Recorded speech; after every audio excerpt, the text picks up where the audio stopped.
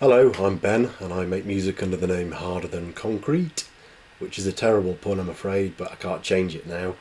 I'm just going to give you a bit of a tour of the house and the equipment I use and the various setups I've got going on, and just try and explain what I use all the equipment for, really. What I've got is overkill. There's absolutely no need to have this much stuff, but I just like collecting it, and having everything set up means I've got quick access to things, and it's better than it sitting in a garage not being used. So this is kind of a living museum for this equipment. You can do the exact same stuff with far fewer copies of each thing, but I think it looks quite cool. So I'll take you around all the different bits and hopefully give you an audio example. And if you've got any questions about any of the equipment, please let me know. I've also set up a little link if you do want to buy me a coffee, or more likely any donations will be used to buy tape and more equipment. So yeah, if you're feeling generous, please do give me a tip in the link below. Alright, let's get going. First of all, this is my unnecessarily large collection of oscillators. What I've essentially got here is a lot of the same thing, really. These are from the late 50s, I believe, early 60s. These were made by a company called Advance, and they're just test oscillators for testing electronic equipment. They generate a stable sine tone, or square wave in the case of these four, with fairly low distortion, and they're nice valve powered pieces of equipment, so they're quite warm. Essentially what I do with these is I patch them through to the mixer using this patch bay, and then I can use the mixer here to bring them in and out. I've done a bit more of a longer video on this particular section of oscillators somewhere else on the channel, so please do have a look at that if you're interested. So this is kind of what I do with them. So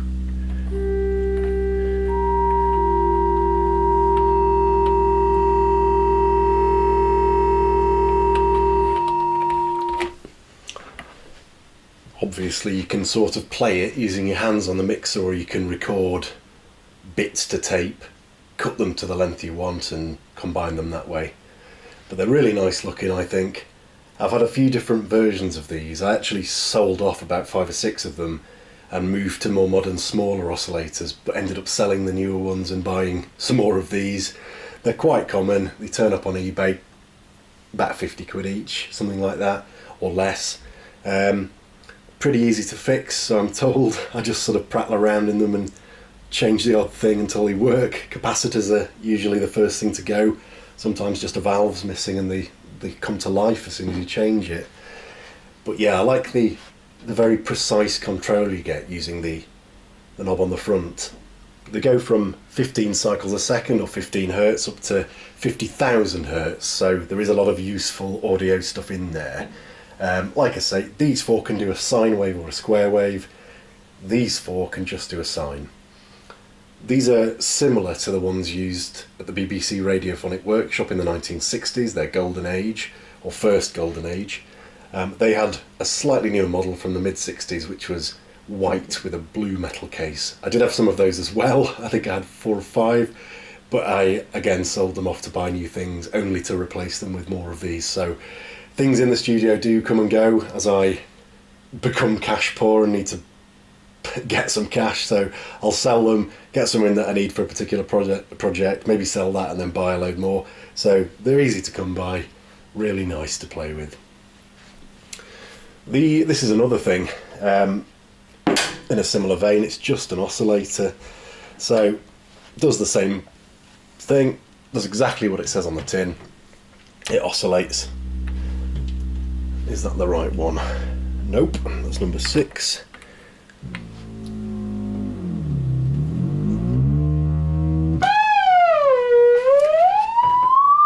It weighs about 25 kilograms, this one. It's a Roden Schwartz RC generator. This goes from 30 cycles a second or 30 hertz to 300 kilohertz. So yeah, some of that's not in the audible range, but there's plenty to get out of this one. I just like how big it is. Again, it's full of valves, generates a lot of heat, and yeah, looks and feels glorious. These are probably my favourite oscillators of the lot. These are just sine wave generators. Now this one is from the BBC Broadcasting House, so I've found pictures contemporary to the 1960s and 50s of these being used in studios. What I think they were used for is checking that tape recorders were recording at an accurate speed. So if you put in a known frequency, record it to tape, play that back and listen to the two, you can tell whether it's gone up in pitch or down, and therefore whether the tape machine is accurately running at the correct speed. Again, full of valves. Really like them. I just think they look great. There's something about mid-century rack mount gear that just looks really good and industrial. When I got them I thought I'd got a problem because neither worked. Didn't quite have the technical know-how to fix them. I've just had them turned on a few times and they the capacitors seem to have healed themselves or something, and they now both work really nicely. Just to give you an example then, it's not very interesting, but it is just another sine wave. Let's see if I can get it to work. Is it going to play? Ooh, there we go.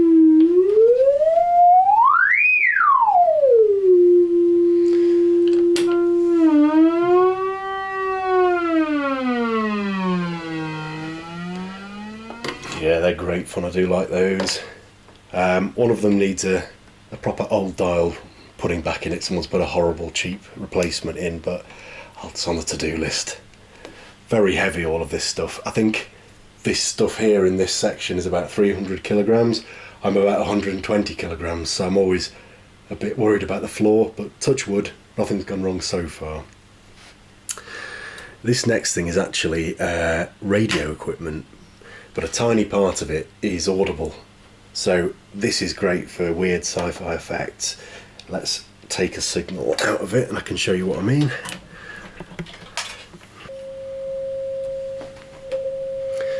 So you can sweep. Whoa!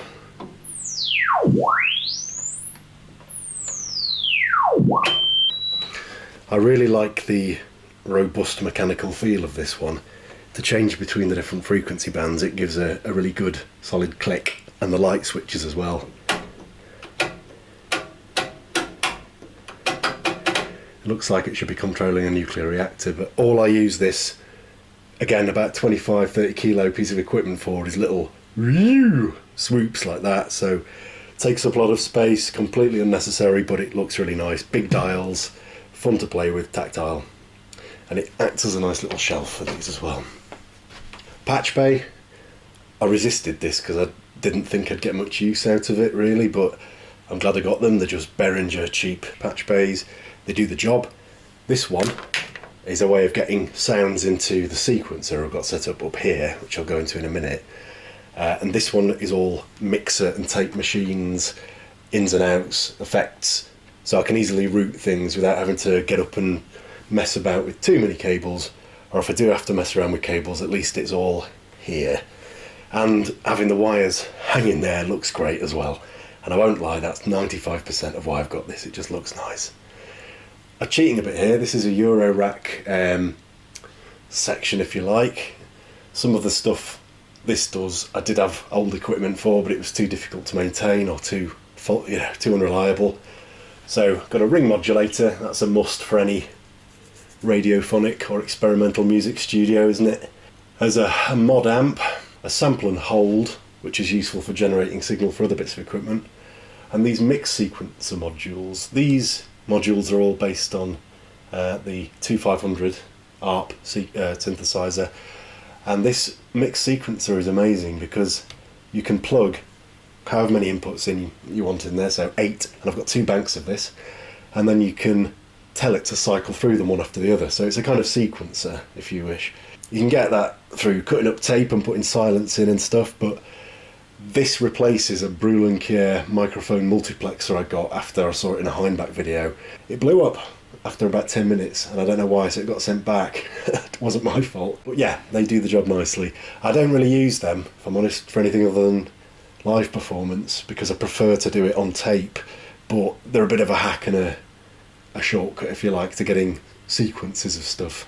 One of the hardest things to get is melody out of this, because it is very drone based. Right, so this is the mixer section, which is really the nerve centre of everything if I'm doing like a live jam as opposed to editing tape. Obviously I've got the oscillators I just showed you going through the various channels, but I can change what I send to those channels. I've got a few of these, to be fair. I've got three. There's 1, 2, 3, and what this is affectionately known as a wobulator. It's actually called a function generator really, or a sweep generator. And what this does is it can do everything the oscillator does, but it can also do a triangle wave and a square wave. You can obviously tune that, but it can also do a wobbly version of that. And I'll give you a quick sample of what that sounds like. Essentially it's a tone, but then it sweeps up and down by a range you determine on the controls. Very useful for weird sci-fi sounds. So, if I can get it working. Hope you can hear that.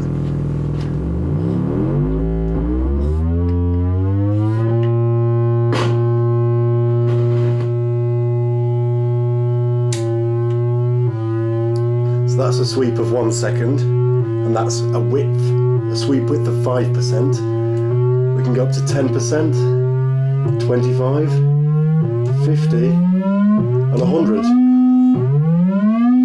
If you make it a bit quicker, it's a bit more interesting.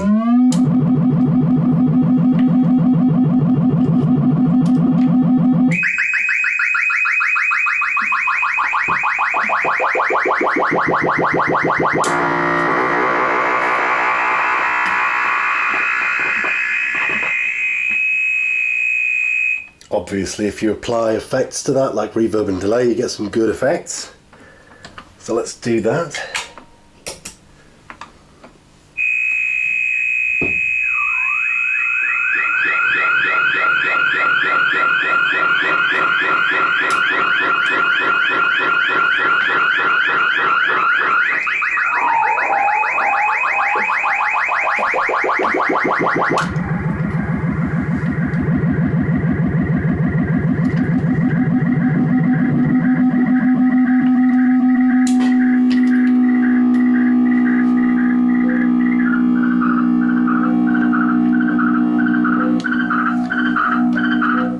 Etc. So they're quite useful for interesting textures. They've got various inputs and outputs. You can use them to trigger other similarly minded devices. So you can take an external trigger from something like a pulse generator, which I'll go into next, and that'll set off the sweep.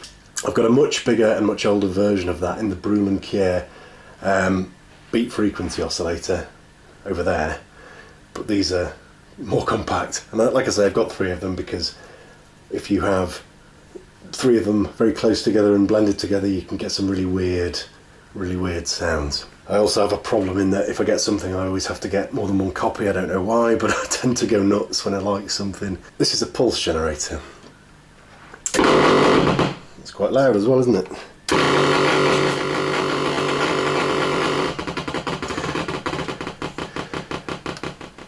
So what that does is obviously generates little pulses, which are just 1 pulse of a square wave, if you like, 1 cycle. And you can change the frequency that happens at on the front. What I like about this is it goes down to seconds and stuff, so you can use it very musically as a kind of timer. But it does also go way up into the audio range.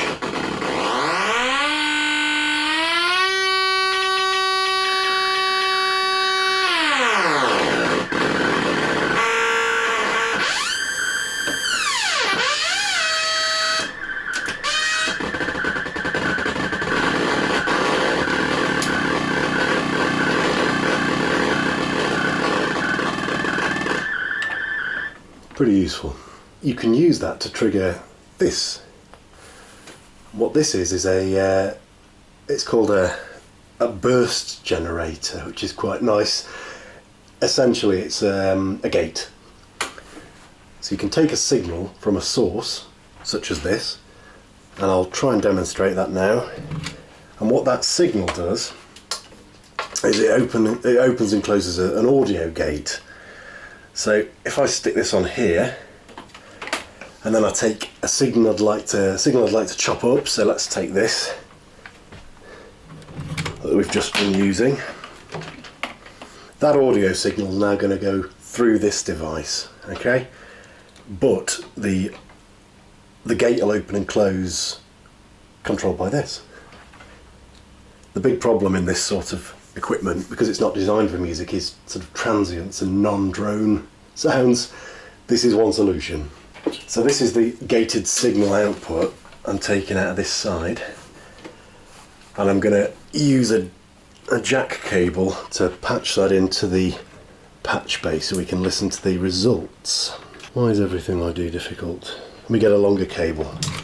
Up.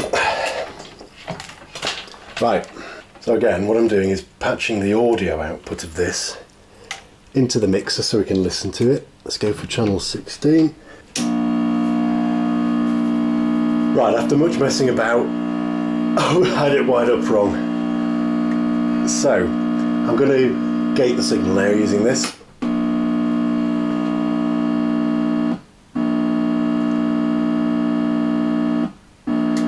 So, can you see what's happening there? As a pulse is coming into this, it's triggering the gate. The audio going through it is being turned off and on. So, this is the audio.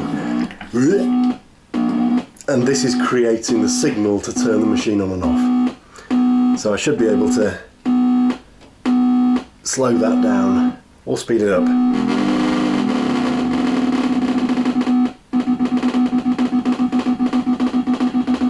You can change the release and attack times, or rather how quickly things stay closed or open.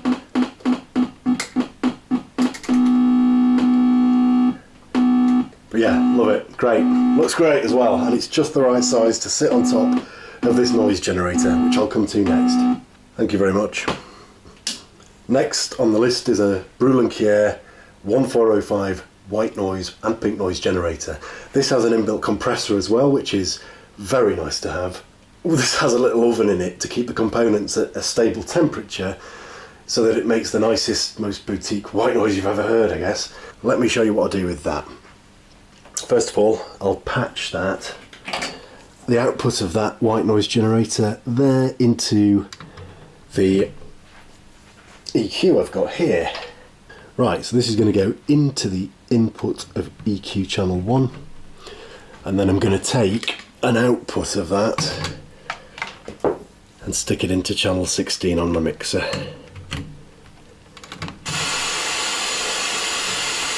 So that's the noise it makes. Where this gets useful and interesting is when you put it through this 3rd octave EQ. So I've made the EQ active there, and what you can do is make interesting sounds by using the 3rd octave bands on this to bring things in.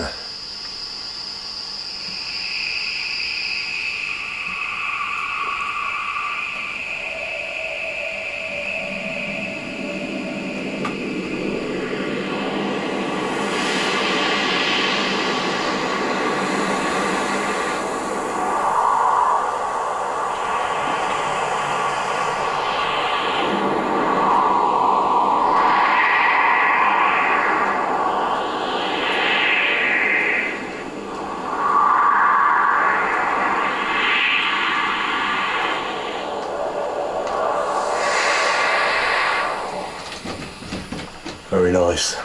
What I like about this stuff is that it's got that nice Brüel & Kjær green colour, which was the cheap paint they had available after the Second World War. So I think it's a military green and a white mixed together, and they used it to paint their early equipment, and it stuck.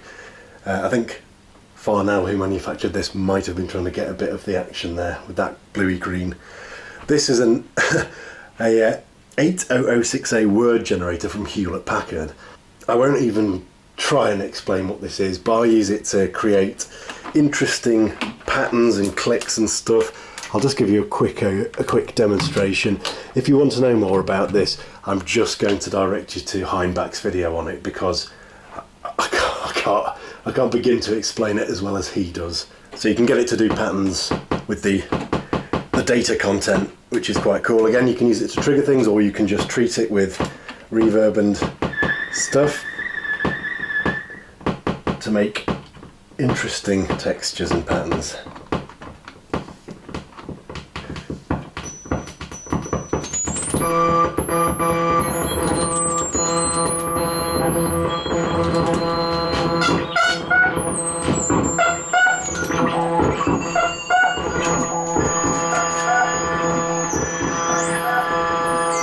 Yeah, very cool.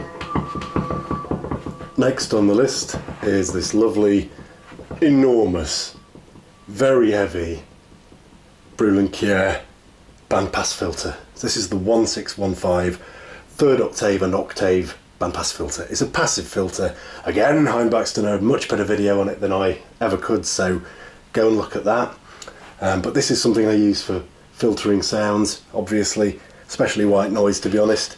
It's incredibly musical because it's, you know, octaves and third octaves. So it works nicely in conjunction with the EQ here. So just to give you an example of what that sounds like, I'll patch the white noise source through that. And that should give us a nice idea. There we are. Great big dial on the front that lights up. I changed the bulb in that all myself. I'm very proud of myself.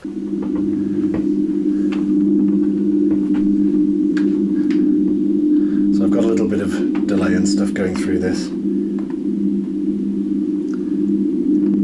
It's lovely, isn't it? So this is on the octave setting, so each step up is an octave above.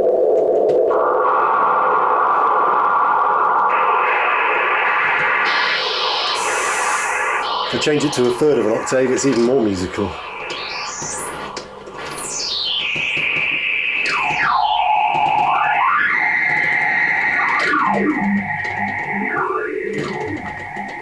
Get some really lovely tones from the resonance.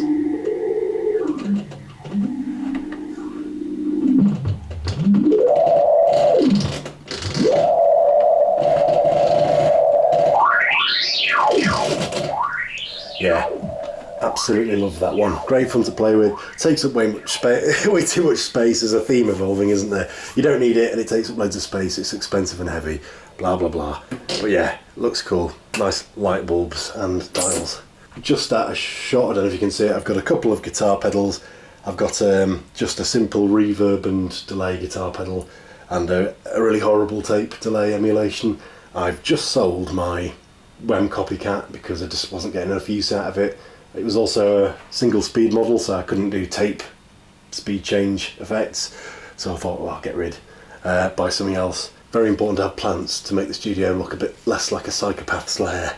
Doesn't work, does it? I've got this set up nicely now. It's easy to play with, everything's within reach. Just makes sense to me. It's taken about a year of messing around and switching things out to get it how I want it. Okay, this is the nearly last bit of this room. Along with the banks of oscillators over there, I've got a few more slightly playable versions. I'll do a separate video on why I like these in particular for music, but just to give you an impression, the oscillators over there take a bit of twisting to make them swoop up and down the frequencies. These little Heathkit models and this Jason AG10 have got a much more easily sweepable and therefore playable dial on the front. So just a sine wave and square wave generator as before. If you see what I mean? So here's the Doctor Who theme.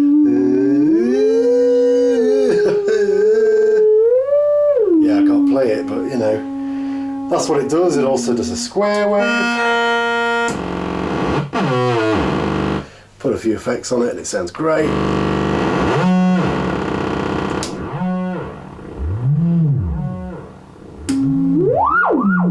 Great.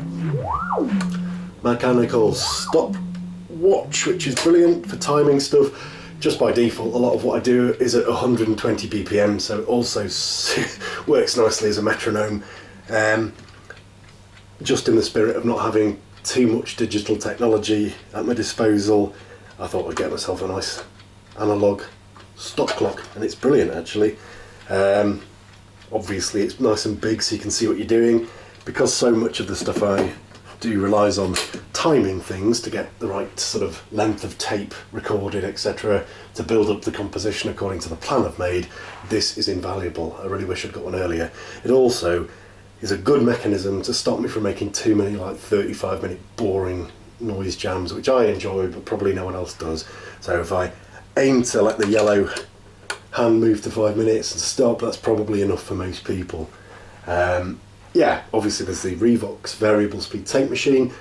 To get an understanding of why that's so important to the way I work, in terms of sampling things to tape, recording things to tape and changing the speed to make melodies, have a look at the other video I've done, which is called something like 1960s tape sampling techniques for melodies, something really catchy like that.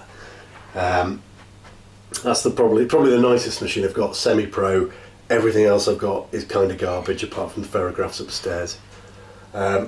Some really horrible old hi-fi speakers from Japan here, which I just like the colour and look of. Barely got any top end, so I probably put too much noise in everything. Another copy of this, which is poorly at the minute, which I'm going to use upstairs instead of down here. There's another cool little oscillator down there I'll show you in a different video as well. And this is another one of my treasured possessions. I have 3 of these. 2 are in the hospital for oscillators at the minute. It's a Jason Kit AG10, and this is the same type of oscillator that Delia Derbyshire used when composing the Doctor Who theme. So, well, realising it and pretty much composing it, of course, because Ron Grainer just handed a pretty rough sketch over and she essentially made it up from there. Became very, very famous. So, yeah, lovely sweepable one, sine and square. They're pretty awful cheap ones actually. They were sold largely as kits in a similar vein to Heath kit, obviously. But yeah, very musical, lovely colour. They're all going for this kind of bluey, whitey green, aren't they? I've got 3 of them. I would eventually like to have the full 12, so I've got one for every note on the octave. The BBC Radiophonic Workshop built their own keying device, so you could have you could play melodies on it, and they had basic attack and decay controls as far as I understand. Schematics for that I believe are in BBC Monograph 21, which you can get as a PDF online, which is a contemporary document showing some of the technical features and equipment of the Radiophonic Workshop. If you are interested in that, I'll drop a link in the description. It's a fascinating read. Next, loads of plants which just add a bit of colour to the room so I don't look like an absolute monster. Various things to blow across and hit. So I'm a big fan of little ornaments like this. Great for sampling, same as the milk bottle. And then, these are lovely bits of gear. This is a sine random generator from Brüel & Kjær. Use this obsessively. I'll get it plugged in and hopefully I can show you what this sounds like. Oh.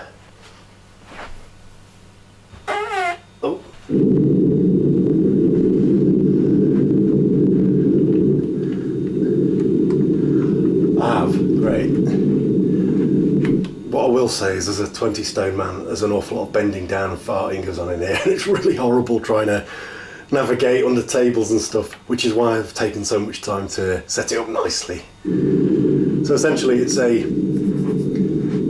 white noise generator with a filter built in, and you can select the bandwidth here, so you can make it narrower and narrower, and you can then sweep up and down. Or just have the full range of white noise from 20 to 20,000 hertz. So again, that could replace that little Brüel & Kjær instrument, but I'm just keeping it because it looks good. It's also capable of just a pure sine tone.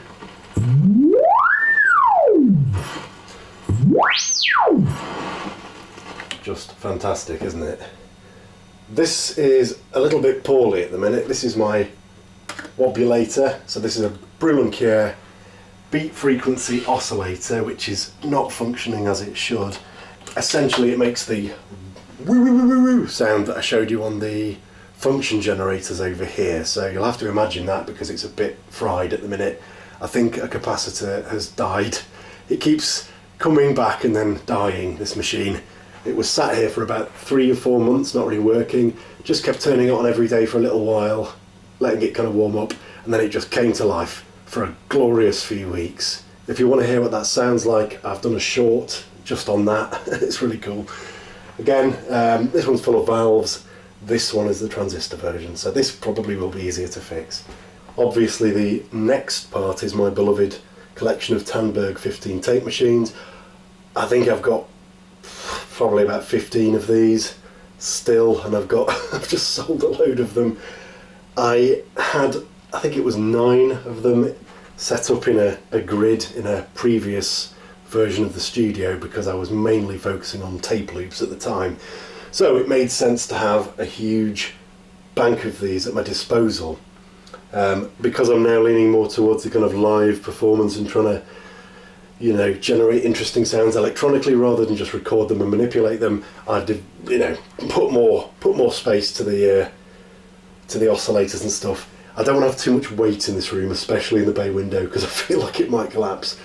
I'm not light either, so I'm always worried. Nothing's happened so far, but I'm always on the lookout for cracks. Finally, and I think I've done a little video on this, but I'll do a more in-depth video on it in the future. This is my homemade variable speed controller. So this is basically a tape machine capstan that I bought off eBay and a variable speed DC motor. This means I can set up a long loop through one of the Tandbergs, trap it in the capstan here, and then vary the speed of the loop from incredibly slow to very, very fast. And that, of course, is very, very useful in music concrete type stuff because you're going to need to change the speed of things, and this will do so accurately over a very wide range that you can't get with most, even modified tape machines. It's very comfortable working in here, and I think that's important because I spend a lot of time in here. So, nice big amount of desk space for editing tape. Obviously, I've got all the tools of the trade there. Splicing tape, razor blades, sharps bin, because if I'm not shooting up, I'm editing tape, and splicing block, nice long metal ruler to make sure I can measure lengths of tape for nice accurate loops. Very important if it's going to be in sync with other loops that you've measured. Good to have a ruler there instead of guessing for sure. I'm a big fan of theatre and dramatic lighting, so I've got a lot of little spotlights and things like that. I think it's a good idea to make your studio theatrical and dramatic. Number one, so you can film it and put it on YouTube, but secondly, it's just a good vibe to compose in. And if you're sat in a place like this for hours and hours like I am, eating Doritos and stuff, you've got to make it comfortable and inviting, and that's exactly what I've done. So I hope that's been an interesting little exploration of this space. I should point out one other thing actually. I keep this powder fire extinguisher on hand at all times. This is never ever left on if I'm not in the room, even if I go for a piss, because it's old and dangerous. It gets hot, things smoke, capacitors explode. Yeah, chaos. I don't want to burn the house down. I keep this handy, just to be sure. Touch wood, nothing terrible has happened so far, but if it does, I'm ready. Right, brilliant. I hope that's been interesting. There are a few other little bits in here, like I've got racks full of wires and stuff, drawers full of spare tape, but that's not particularly interesting. There's also a whole bookshelf of interesting books on radiophonic and experimental electronic music, as well as electroacoustic music of all types. But I'll show you those in a different video because they're worth a look separately. Any questions, please let me know in the comments, and please do like and subscribe. Thank you.